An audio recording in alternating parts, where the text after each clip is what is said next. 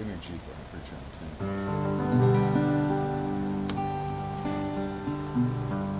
Good. Well, yeah.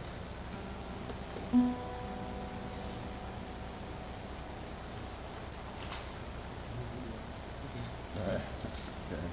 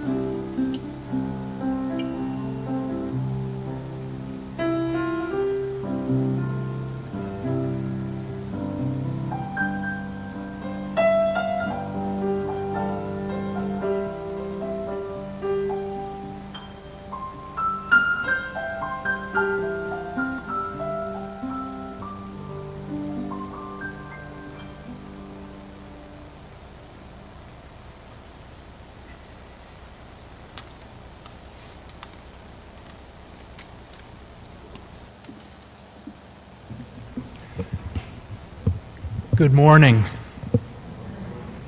On behalf of this congregation, I welcome you to the Community Church of Chapel Hill Unitarian Universalist. We gather this morning to celebrate and to remember the life and the ministry of the Reverend Charlie Kast. For the past 28 years, as minister and then as minister emeritus, Charlie has been ours. Our minister, our pastor, our counselor and confidant, our teacher and mentor, our neighbor, and our friend. We are joined today through the church's live stream by members of our community flung far and wide around the globe, by former parishioners, by colleagues, and by friends. Welcome to all. Charlie left us with the wishes for his service, and I thought I would begin by reading what he wrote. All lowercase, by the way. I request a memorial service to be held at C3HU2 under the direction of the parish minister at a date convenient to the minister. I request that Danny Gotham sing the national anthem, leading people in singing to open, and leading people in Take Me Out to the Ball Game in conclusion, and people sing We Laugh, We Cry during the service. Open mic. Anyone who wants to speak for less than 2.5 minutes. And anyone speaking longer to get the boot. Reception, red wine, cranberry juice, and strawberries. Signed, Charlie Kast, February 18th, 2018. According to Charlie's wishes, I invite you to stand in body or in spirit, remove your ball caps and place them over your heart, and join us in singing the Star-Spangled Banner. Everybody remember what the last two words are? Play ball.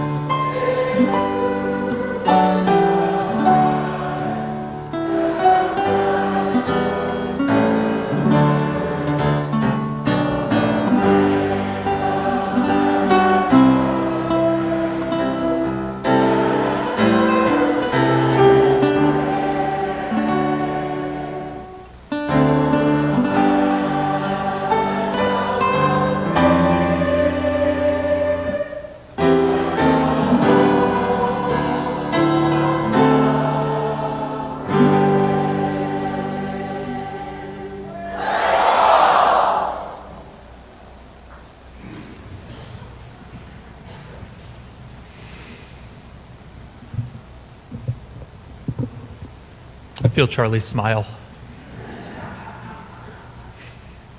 Come into this place. Come into this community. This place and this community so blessed by Charlie's care and service, wisdom and honesty, humor and uniqueness,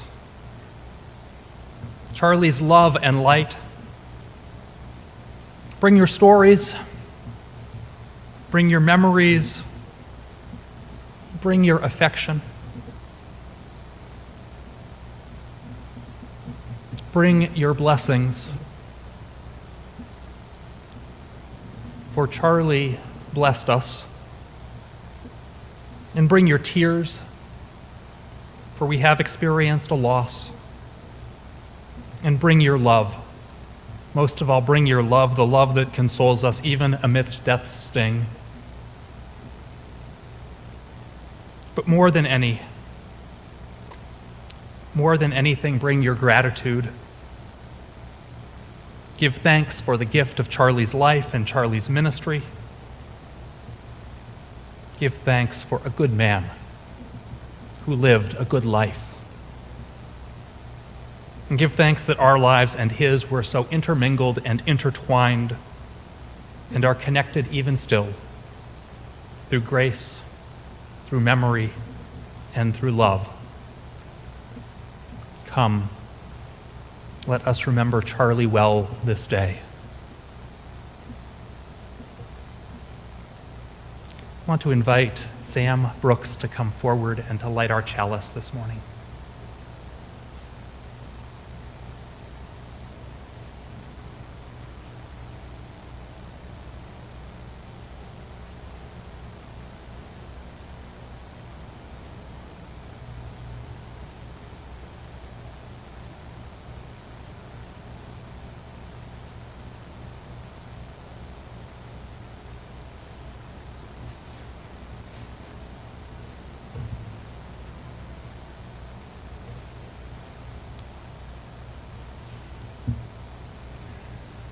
I invite the congregation to rise in body or in spirit to sing number 354, We Laugh, We Cry.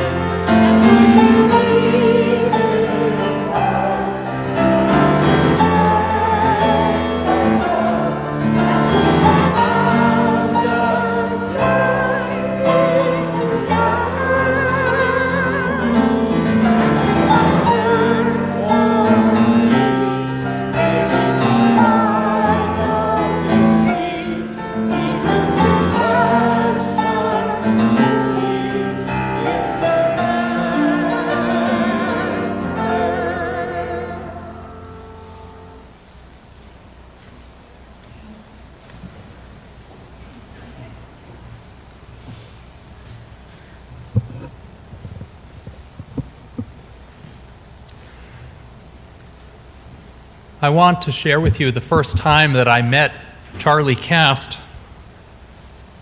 When I first became a minister, I heard a rumor about a group of Unitarian Universalist ministers who would ditch out on General Assembly programming at the Unitarian Universalist General Assembly to go watch a local minor league baseball game wherever General Assembly was being held each June. And I, not knowing my senior colleagues, I wanted an invite, and I was told to get an invite that I had to get in touch with Charlie Kast. What's his email address, I asked. Yeah, he can't be reached that way. What about a cell phone number so I can text him? Yeah, not that way either. I eventually somehow managed to get added to the UU Ministers baseball list. Showed up at an independent league baseball game in Fort Worth, Texas in 2005. At least 40 other ministers were there. And at the end of the second inning, a cheer went up. Charlie had arrived. Everyone rose and roared and welcomed Charlie. By the start of the fourth inning, Charlie announced, "I'm out of here," and left. He stayed there for about an inning and a half.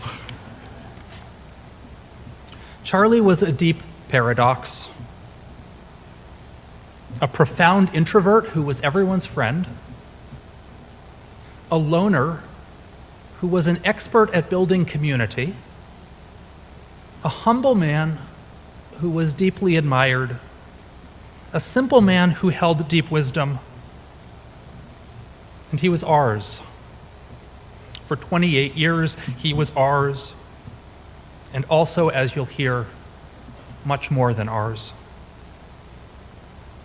Charlie was born on January 15th, 1941.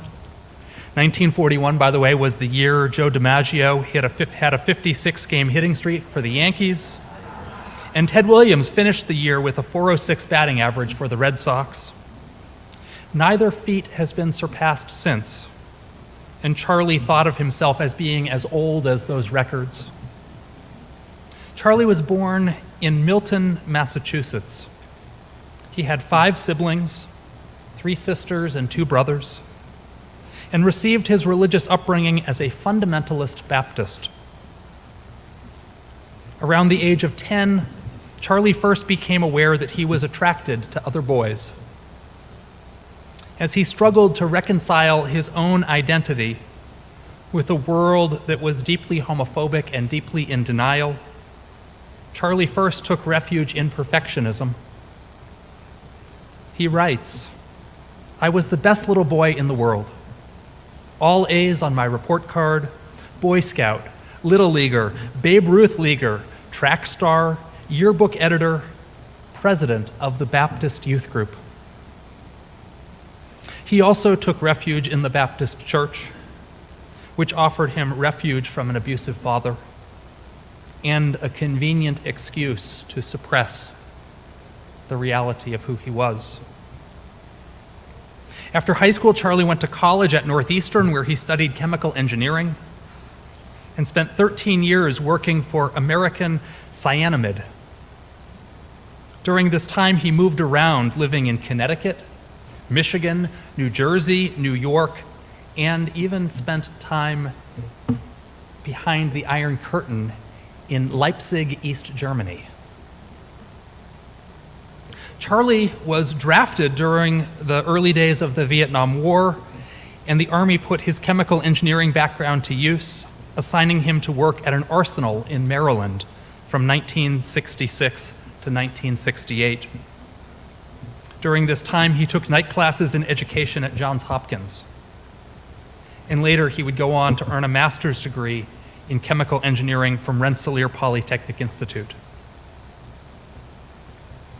In 1972, he writes he had his second life-changing experience. His first time that he was born again was as a Baptist in high school.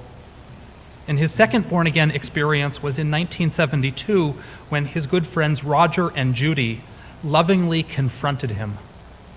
And for the first time in his life, he came out to another person as gay at the age of 31.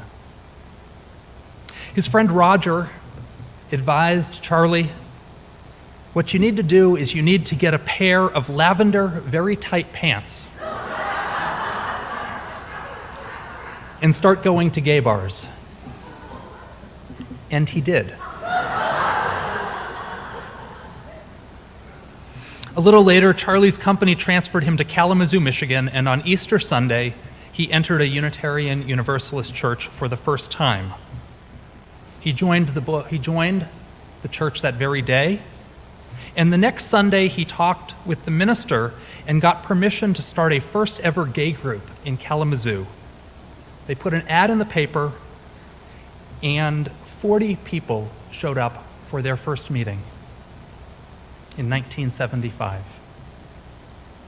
In Kalamazoo, Charlie dedicated himself to the church and to gay activism, and he realized he was called to the ministry, his third born-again experience. Charlie writes, "My childhood church would send me to hell. My company, which I served for 13 years, could not deal with an openly gay person, and the UU church thought I'd make a good minister and welcomed me. The UUA saved my life, born again, saved for good." Those are his words. In 1978, Charlie enrolled at Star King School for the Ministry in Berkeley, California. 3 years later, in 1981, he was called to serve the Unitarian Church in Lexington, Kentucky.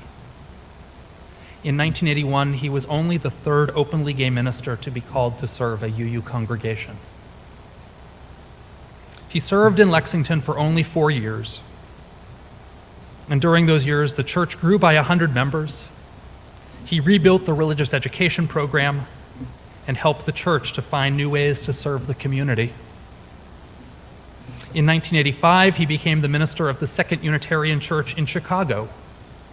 And at Second U, he helped to grow the membership, rebuilt the religious education program, and helped the church find new ways to serve the community. And then in 1996, he came here to Chapel Hill, where he helped to grow the membership, rebuilt the religious education program, and helped the church to find new ways to serve the community. 3 meritorious ministries. And I'll pause for my remarks to just say that I received numerous cards and letters during his illness and even right after his death from parishioners from Lexington and Chicago, and had wonderful conversations from folks who knew him 30 or 40 years ago, who still remember him with deep fondness. In Chicago, by the way, Charlie adopted the Chicago Cubs, claiming them as his team since the team he had grown up with, the Boston Braves, had left town when he was a child. And so Charlie adopted the Cubs.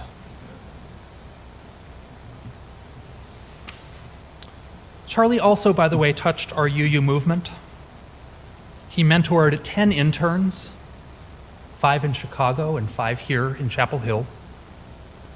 He served with distinction on the Ministerial Fellowship Committee and on the committee which created the community minister track within Unitarian Universalism. And the remarkable thing about those 2 volunteer commitments is that each of them required that he be in several day-long meetings that lasted from about 8 a.m. in the morning until well into the evening, which is something none of us can actually imagine Charlie volunteering to do.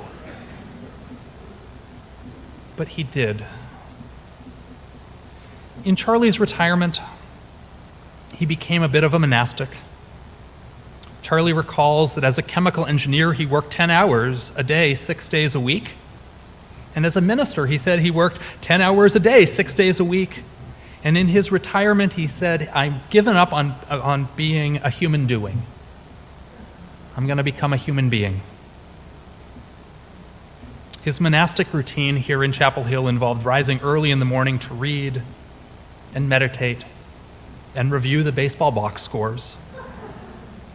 A long walk in the morning, lunch at a local restaurant with a glass of wine or a beer, another walk, more reading, baseball when in season, and church on Sunday. We had him preach once or twice a year, and he thought that is more than enough, and gladly relished his ability to be a human being. During his walks, especially down Columbia Street, he would pick up cans and trash and was mistaken for an unhoused person on more than one occasion.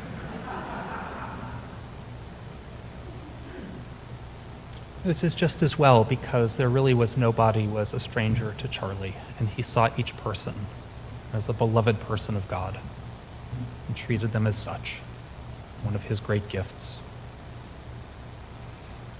In April of this year, he suffered a seizure and a stroke while at a bus stop in Chapel Hill.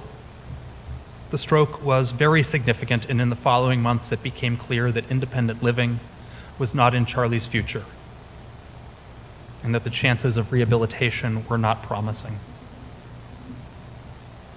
I'd like to raise up and thank publicly a number of people who came together to help care for Charlie during his final months. First, Chris Lilly, who as Charlie's power of attorney was the designated lead in decision-making, and Sam Brooks, the head cheerleader of the Charlie's Angels team. Susan and Richard Newlist, watching from Mexico today, who were steadfast in their care. And Susan Lindholm, and Niels Brubaker, and Danny Gotham, and Dr. Adam Zolator. And to everyone from our church who visited to boost Charlie's spirits. He was a good man and a good minister. A humble man, an introvert who touched hundreds upon hundreds of lives, more than we will ever know. I think not only of this congregation, but of those 40 men at the first meeting of the first gay group in Kalamazoo. I think of the 70 teenagers Charlie welcomed as an emergency foster parent in Chicago. 70, according to what he wrote. I think of the interns he mentored, the staff he supervised, the leaders he worked with.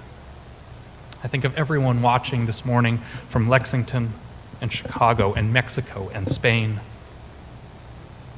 I think of you. I think of us. How lucky and how fortunate we are to have had this man in our lives. As a musical tribute, we're going to hear the song Vincent by Don McLean.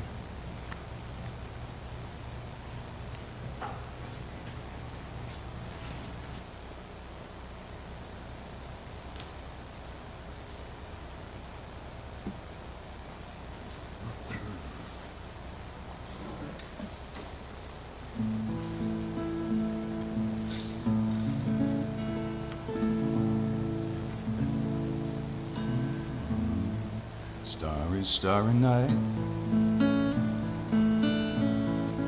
Paint your palettes blue and gray. Look out on a summer's day with eyes that know the darkness in my soul. Shadows on the hills. Sketch the trees and daffodils. Catch the breeze in the winter chills. In colors on the snowy lined land. Now I understand what you tried to say to me. How you suffered for your sanity. How you tried to set them free. They would not listen, they did not know how. Perhaps they'll listen now. Starry, starry night. Flaming flowers that brightly blaze. Swirling clouds in violet haze. Reflecting crimson stars of china blue. Colors changing hue. Morning fields of amber grain. Weathered faces lined in pain are soothed beneath the artist's loving hand. Now I understand what you tried to say to me. How you suffered for your sanity. How you tried to set them free. They would not listen, they did not know how. Perhaps they'll listen now. For they could not love you, but still your love was true.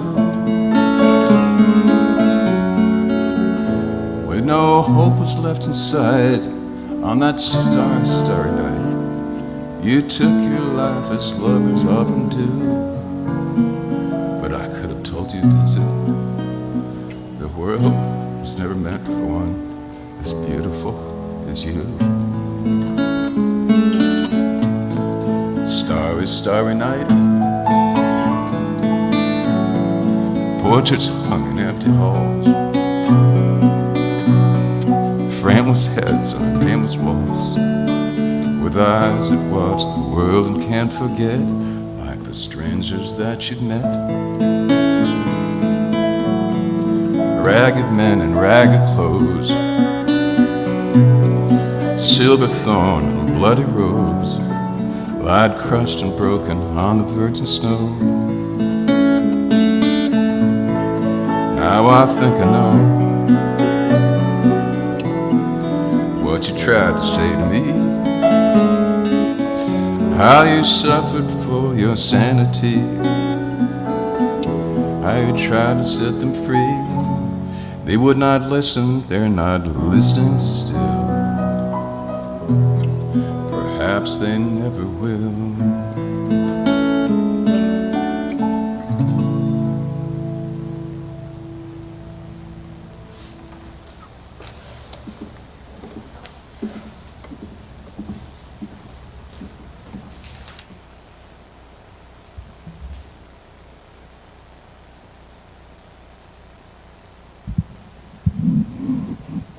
Per Charlie's wishes, we have the open mic time, and how this worked is I reached out to a number of people who asked to speak, and for the first section of this time, we're going to call them up in order.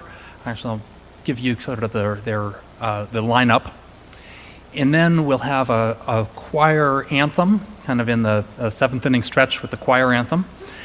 And then we'll have some a second time of sharing 2.5 minutes, or else you get the boot, with kind of some pinch hitters who may we don't know, some surprises. And so I want to invite our first three batters. We'll be leading off Chris Lilly, batting second in the on-deck circle, Polly Johnson, and in the hole, Niels Brubaker.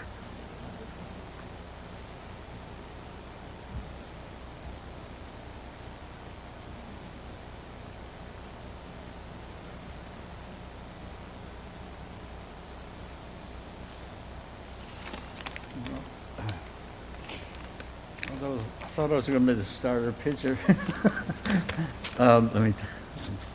So, a lot's been said already.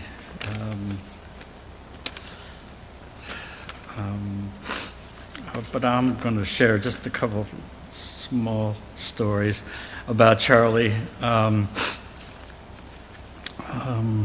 think we became friends partly as Tom mentioned. We were both from large families, raised Baptist, and it takes years to overcome that. And we were introverted and kind of middle kids. We were the negotiators in the family. And we both feared our fathers, so we had that. And we both liked Bob Dylan's Christmas album, which was quite unique. So Charlie saved some cartoons in his belongings, and I thought I'd just share them. They're from Pearls Before Swine, which you may know. And the mouse says, "What do you think happens when you die?" And the pig says, "Well, your heart stops and you stop breathing." And the other one says, "This has been an enlightening conversation."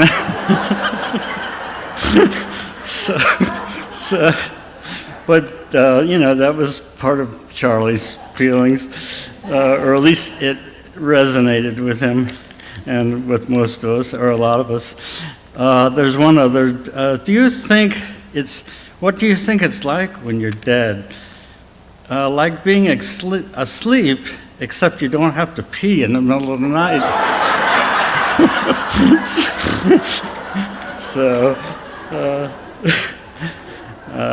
They really tickled me. Let's see. Fine. Well, this may be my last one. I don't want to get the boot.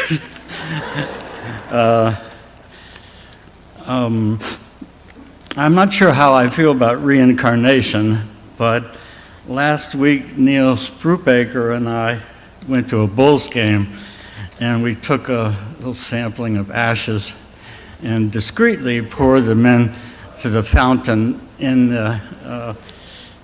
front of the Bulls stadium. And the interesting thing is, as the game went on, and when they call for a child to run the bases, as they always do, the announcer identified the little boy as Charlie. And so, whether it was just pure coincidence, but we couldn't help but sort of see the circle of life in there. So, and I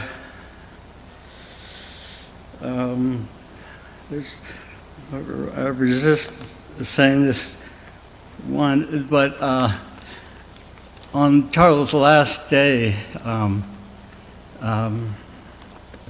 Danny had been to see him in a hospice, and Niels and I were there, and Niels said, "Well, why don't we do the YMCA thing?"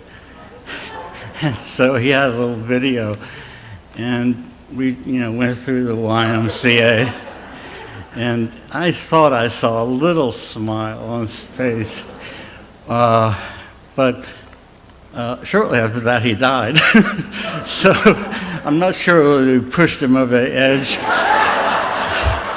or he was just ready to go. Anyhow, and then amazingly Tom shows up, and we kind of helped Charlie off the field, and that was the end. So, but we have our memories. So, thank you.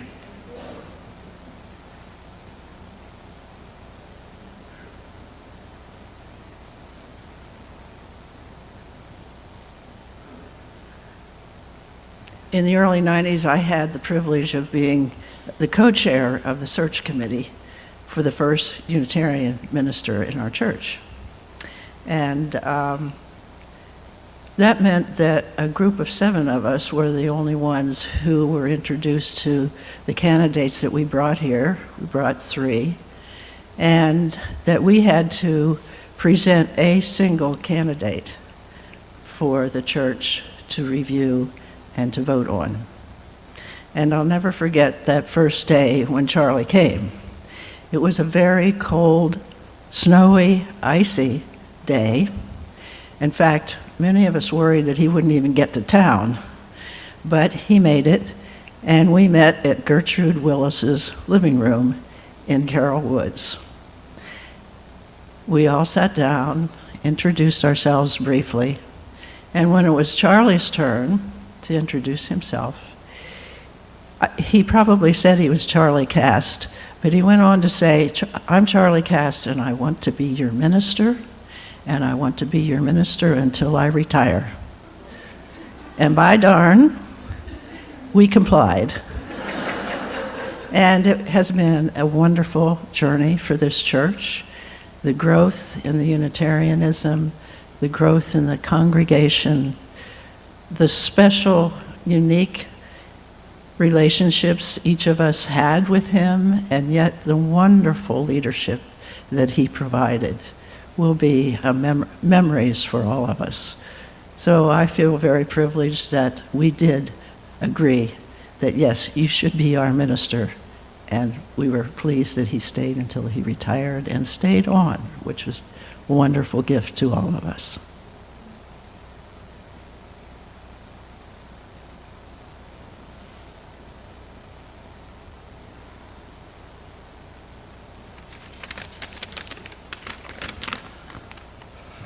My family moved to Chapel Hill the same month that Charlie became minister here at the Unitarian Church, August 1994.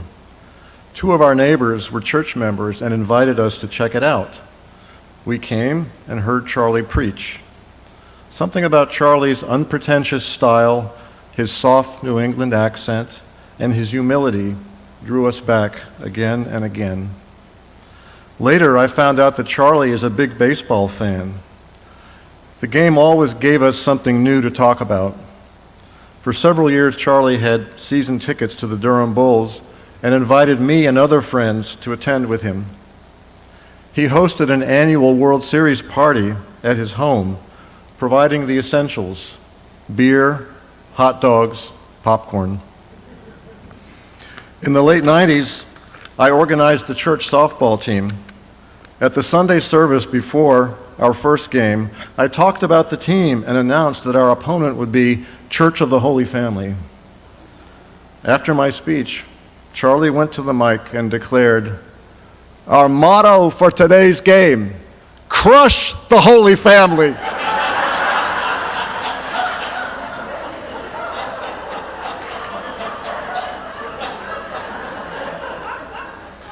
After Charlie retired in 2006, I didn't see him as often. Occasional church appearances, occasional baseball games. When the pandemic hit, we were all afraid to be with people outside our immediate circle. Charlie suggested we have a brown bag lunch outdoors. That started a series of regular meetings. Every time we confirmed the next lunch, Charlie ended his email with, "See you there, inshallah, God willing." Sometimes at those lunches, I asked him if he feared dying. He said no. A year ago, at age 80, Charlie radically downsized and moved to a small studio apartment. He was getting ready. Yet every day he rose early, went downtown to have some coffee and breakfast, and enjoy our vibrant college town. I often heard him remark, "Life is good. Isn't the world beautiful?" Yes, Charlie, the world is beautiful, and you were a part of what made it so.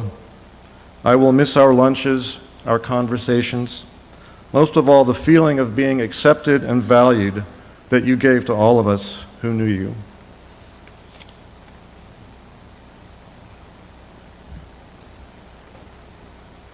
Our next three are batting cleanup, Glenn Meerbach, followed in the lineup by Marion Hirsch and by Danny.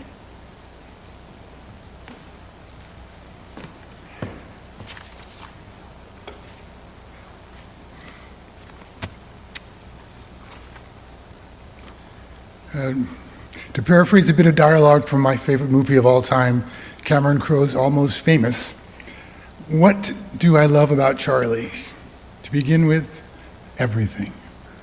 I first became aware of Charlie in the late 1990s as a small man with a Cubs hat who kept changing seats at the Durham Bulls games, which I found out from Danny he started doing after the fourth inning. He would get antsy and he'd either go home or just continue to move about the stadium. Then I saw him speak at a social justice event at the Hayti Center in Durham and was very impressed and found out he was a UU minister. At the time I was attending ERUF, which is the UU church over in Durham. And a few years later, on my second attempt, I became the choir director here at the community church. And that was 2003. I remember meeting with Charlie over lunch at the 501 Diner, which is now defunct, and the School of Rock is there now. First he told me, first thing he said was, I'm retiring at 65. And we were 3 years from then. Second, I asked him about choosing music for the services, and he said, in his usual understated way, make it fit. And that's pretty much what I've tried to do with this job ever since. I was totally green as a church choir director. It wasn't until a few years later that I actually became a music director. But besides those three magic words, Charlie generally gave me free rein. So I picked obscure hymns, chose wildly ambitious choral pieces for our, at the time, 12-person choir, basically threw every kind of music against the wall and saw what would stick. And finally, I like to think I learned a little better how to do my job. But I would never have if Charlie hadn't allowed me to make my mistakes and to try anything I wanted to. After he retired, we stayed friends with Charlie. As Chris was saying, we went to Bulls games, we had baseball equinox parties. He would send out little postcards with cartoons he would do out of the mail, cut out of the newspaper, always addressed to Maestro Meerbach. And most of mine had to do with accordion players and making fun of accordion players. And one final thing, the day before Deborah and I left for vacation, I was determined to see him one last time, knowing it would likely be the final time. So I jumped in my car and started to drive away, but I got a flat tire. So I went to Discount Tire, get it fixed, carrying a book of Leonard Cohen poems that I was planning on reading to Charlie when I saw him. I came to one particular poem and dog-eared it, which I never do. And about 15 minutes later, Reverend Tom called to say Charlie had died. So although I'm not really spiritual in that way, I can't help but think that Charlie, knowing how difficult it was for me to see him so sick, Charlie had something to do with that flat tire, and that he led me to find the poem that at that moment. And I just wanted to read it. It's a very short poem, if you don't mind. Leonard Cohen. This is called I Pray for Courage. I pray for courage, now I'm old, to greet the sickness and the cold. I pray for courage in the night, to bear the burden, make it light. I pray for courage in the time when suffering comes and starts to climb. I pray for courage at the end, to see death coming as a friend. Thank you.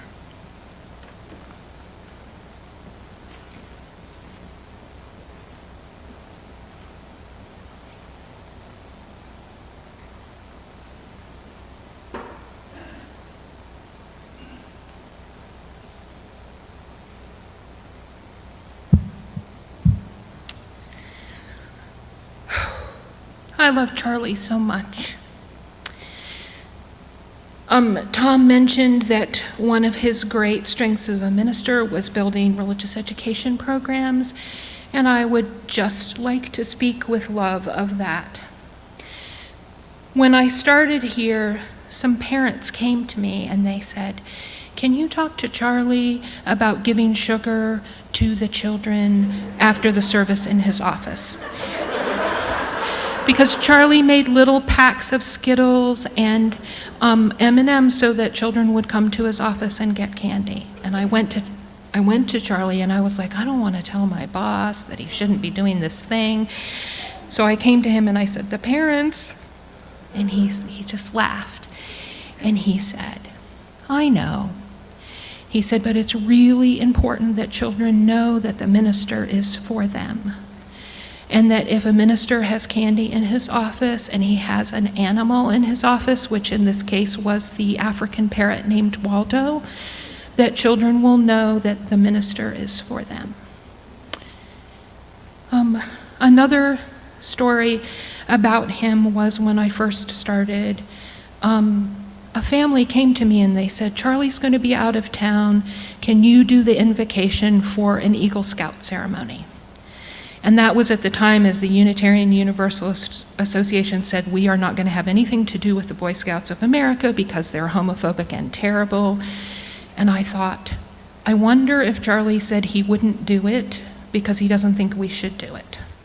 So I went to his office and I said, Charlie, this family asked me, do you think I should do it?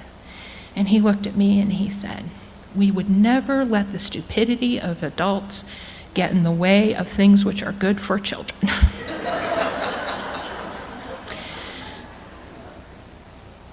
Another thing that happened was when I first started this job, I went to, I'm the religious educator here, by the way. I'm the Sunday school director. I went to a week-long conference of religious educators, and everyone was complaining about their congregations, and especially complaining about their ministers and saying how horrible they were. And I thought, I don't feel that way at all. I love our congregation, and I love my minister. So I went to the head of the conference, who was a big, important person in the Unitarian Universalist Association, and I said, I don't feel this way, and am I naive? Am I a Pollyanna? And she looked at me and she said, who is your minister? And I said, my minister is Charlie Kast. And she said, oh, well, that explains it.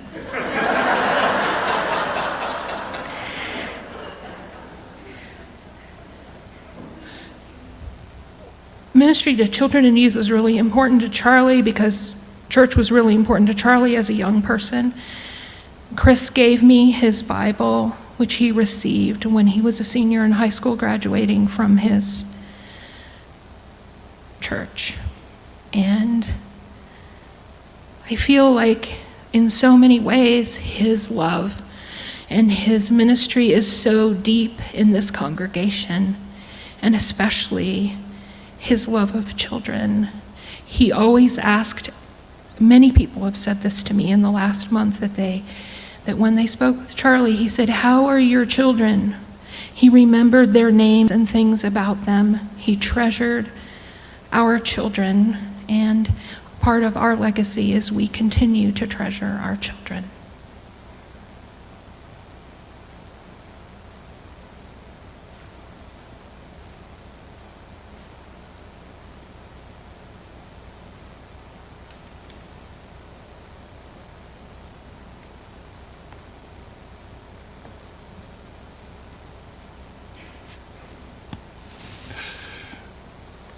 There are two ministers that touched my life deeply. The first was a man named Max Coots, when I was a member of the church in Canton, New York, back in the mid-1980s.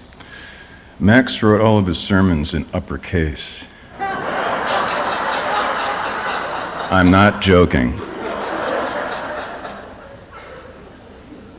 Max's big passion was his gardening. Matter of fact, we have some words in our hymnal that we've used that talk about that very thing. The other minister that touched me deeply was Charlie Kast. I think you all know by now that he wrote everything in lowercase. And we all know that his biggest passion, his biggest pastime was baseball. I'm going to be very short and sweet and to the point because I want someone else to take part of my 2.5 minutes, okay? So here's how it goes. There are 3 things I think Charlie would want us to all live and learn. The first is be true to yourself. Don't live a lie.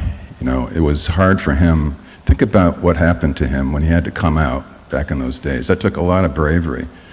But he was a gay man that was a great minister.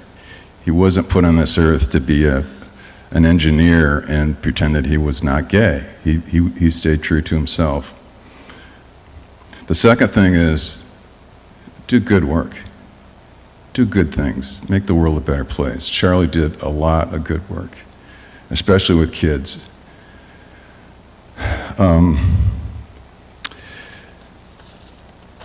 If you think about the way he did his ministry, baseball seemed to kind of show up quite a bit, right? I remember probably 4 times a year, the Chicago Cubs would show up in one of his sermons as a metaphor for human struggle. Really. But if you think about what he gave us for this last service, this is really, I think this is his last service. This is his sermon that he's giving us right here. Think about this. This service is conducted just like a baseball game. We started with the Star-Spangled Banner, we're going to end with Take Me Out to the Ball Game. But I want you to remember something. When do they sing Take Me Out to the Ball Game? It's the 7th inning. So that means we all have at least 2 innings left. Maybe more. That's the great thing about baseball. You don't know how long it's going to last. It could go on and on and on and on, okay? So here's the last lesson. Live. Just live. Live your life. Thank you, Charlie.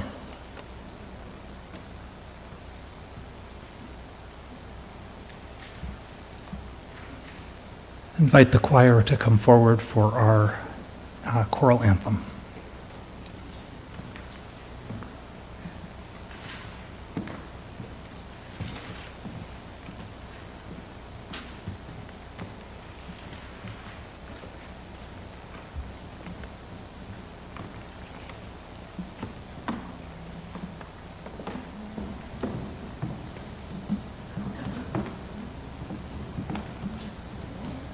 When Charlie retired in 2006, I asked him what music he liked choir to sing at the service, and he chose There Is a Balm in Gilead, so we thought we'd reprise that today.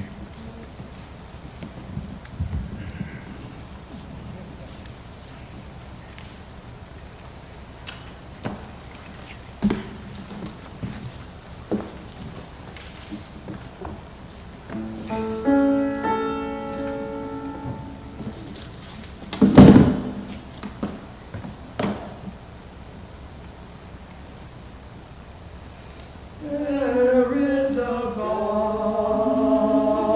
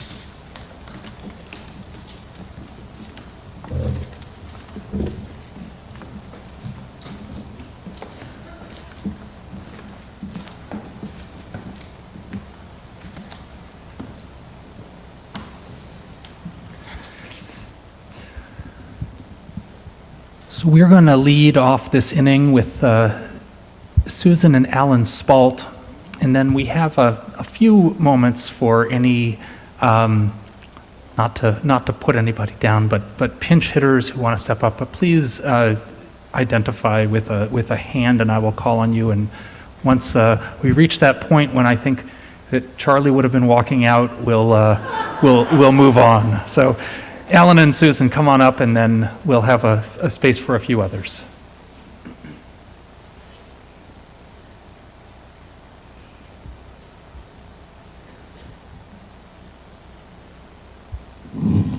When Charlie came to us in 1994, we were a bedraggled congregation, newly UU, a little annoyed that we could not go it alone. You could have fit us into a school bus. After a year of orientation to our new denomination, Charlie came. His first sermon dealt with his journey and ours, and his struggles and ours. Many of us were moved to tears. We joked that we would have to invest in a Kleenex company. He had come home, and we had a new life as a congregation with a minister who loved us and who was dearly loved. And now, you can't even count the number of school buses it would take to get us to a baseball game.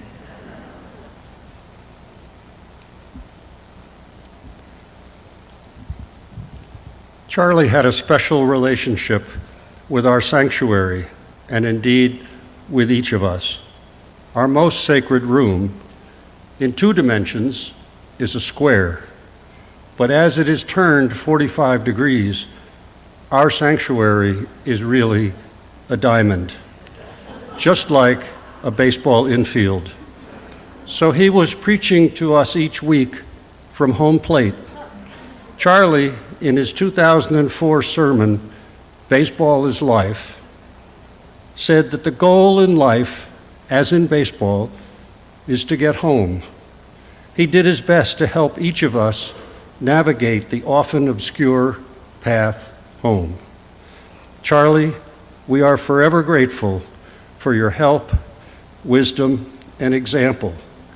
He was at peace the last time we saw him. He'd made it safely home.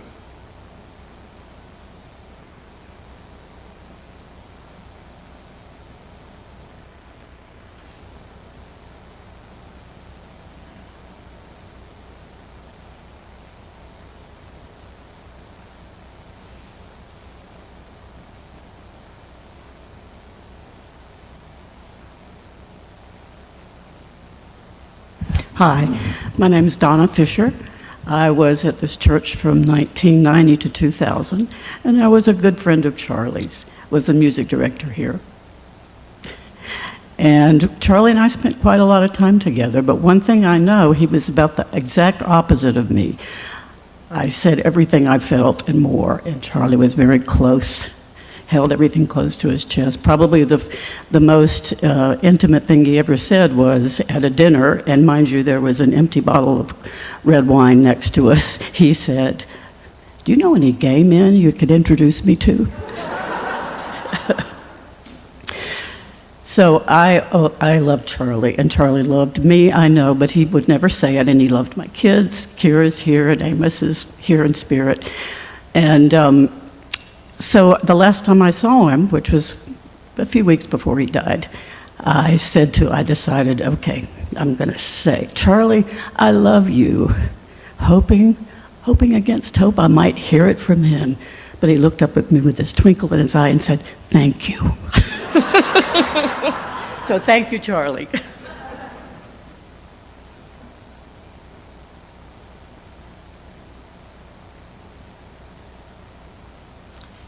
I had the privilege of taking Building Your Own Theology with Charlie. And in one of our group discussions, somebody said, the Bible's full of miracles. Why don't we have miracles today? And he said, "What makes you think we don't have miracles?" And I spoke up and said, "Yeah, we adopted 2 girls.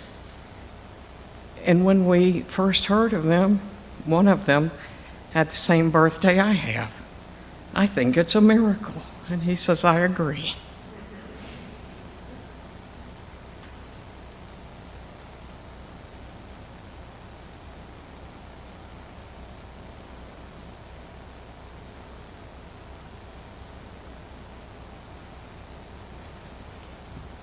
There. My name is Tony Galfano, and Trish and I had been coming to this church since, I think like Susan said, we could all fit in a school bus and go to a ball game.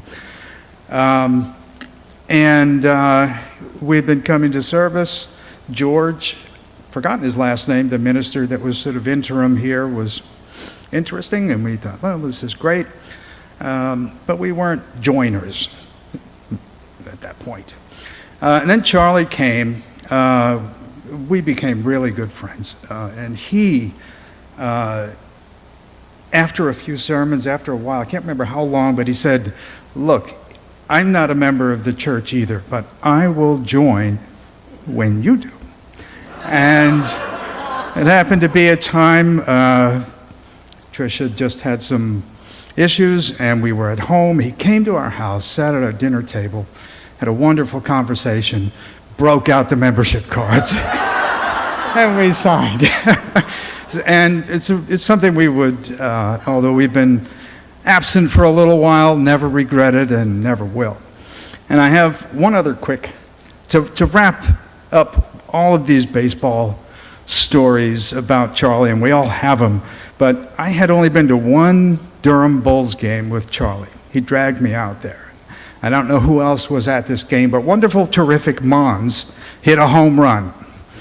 And Charlie was in heaven. But I was not prepared, and been seeing Charlie perform these sermons that reach deep into your soul and your psyche and just give you provocative thoughts for a week. And I thought him to be a very serious kind of guy. But as soon as the YMCA broke out, I swear, I wasn't prepared for the explosion of joy and absolute mastery of the moment, because he was just incredible. And the big smile on his face just told us all that we really need to seize that moment and enjoy it, just wring every bit of joy you can out of it. So Trish has a couple. Just briefly, I have to share that the power that I think each of us have to transform lives, and Charlie Kast supported several of us wanting to start a concert series, which was a coffee house at the time, and gave money so that we could build things and buy things, and that grew into the series that we have now. But it also, by my involvement in it, it introduced me to the world of the music industry, and as a result, I get to do what I do for the last 20 years, and I think that's really powerful, and I'm very grateful. Thank you, Charlie.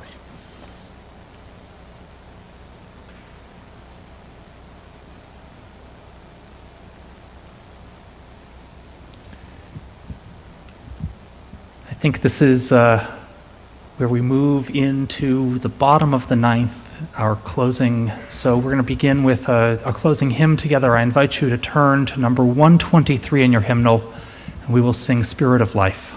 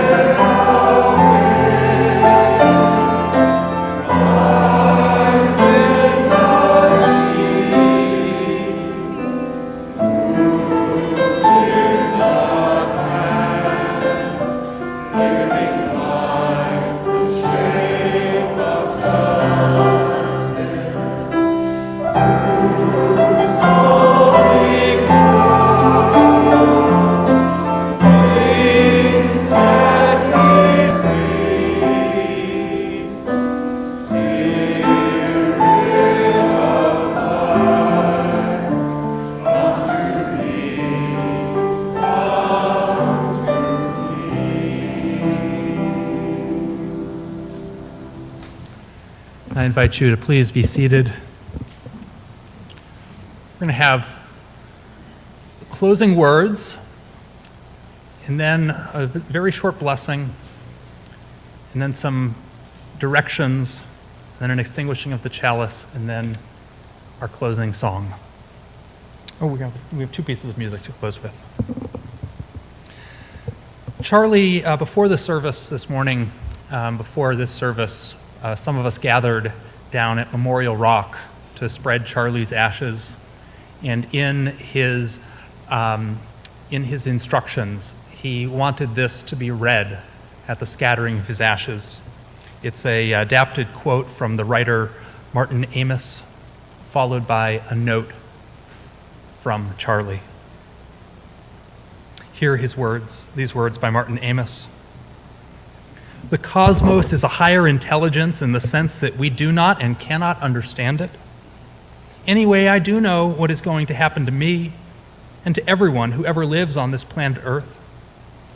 My corporeal existence derives from the elements released by supernovae, by exploding stars. Stellar fire is my womb, and stellar fire will be my grave, a just course for those who have blazed so brightly. The parent star, that steady state H-bomb we call the sun, will eventually turn from yellow dwarf to red giant and will swell out to consume what is left of us about 6 billion years from now. To which Charlie added these words: biblically speaking, ashes to ashes and dust to dust. Meanwhile, my ashes rest at this holy place, awaiting my final destination. And who I have been lives on in the lives of those I touched.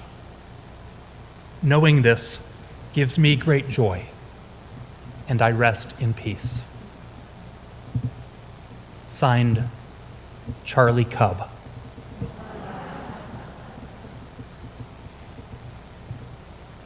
Go forth today with the blessings of love and of gratitude. Go forth and let Charlie's lessons be our lessons for living, to live honestly and to be who you are, to do good work while you can, and to live each day to its fullest. Following the service, there will be a reception in the Jones Community Building. We're going to ask that people remain masked. The food and drink, the red wine and cranberry juice and strawberries will be served in there. There's also a table with mementos. And for eating and drinking, to keep with how we do it here at the church these days, you're invited to enjoy the refreshments outside on this thankfully lovely day in the kast courtyard.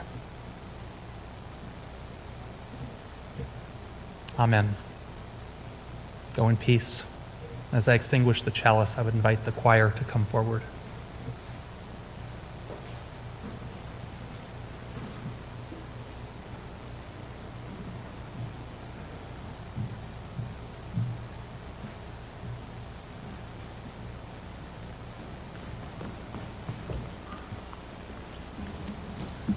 Charlie loved Leonard Cohen, and he loved the song Hallelujah especially. We're going to just do the chorus, Hallelujah, and invite you to sing along with us and think of Charlie while we're singing.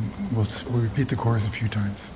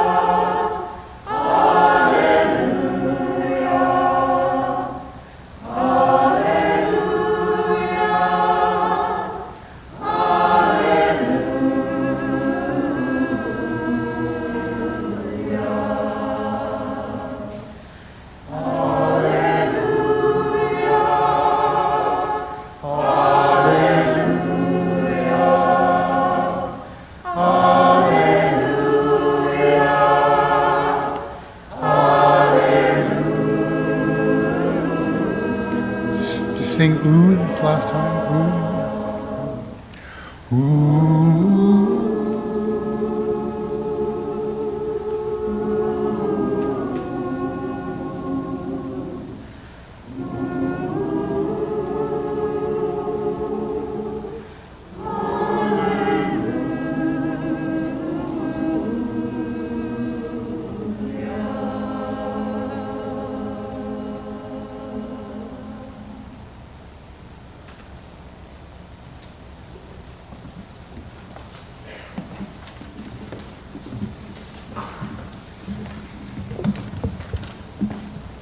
I invite you to please rise for the seventh inning stretch and to join in singing Take Me Out to the Ball Game. And we're going to root for the Cubbies today. Right. Remember that. Katie Case ball. Try it again. Hey, Charlie, I'll do it one more time for you. There you go. Casey was baseball mad. She had the fever and she had it bad. Just to root for the hometown crew every South Katie knew. On a Saturday, her young beau called to see if she'd like to go to see a show, but Miss Katie said no. I'll tell you what you can do. Take me out to the ball game. Take me out to the crowd. Buy me some peanuts and Cracker Jack. I don't care if I ever get back, but it's root for the Cubbies. They don't win, it's a shame, 'cause it's 1, 2, 3 strikes, you're out at the old ball game.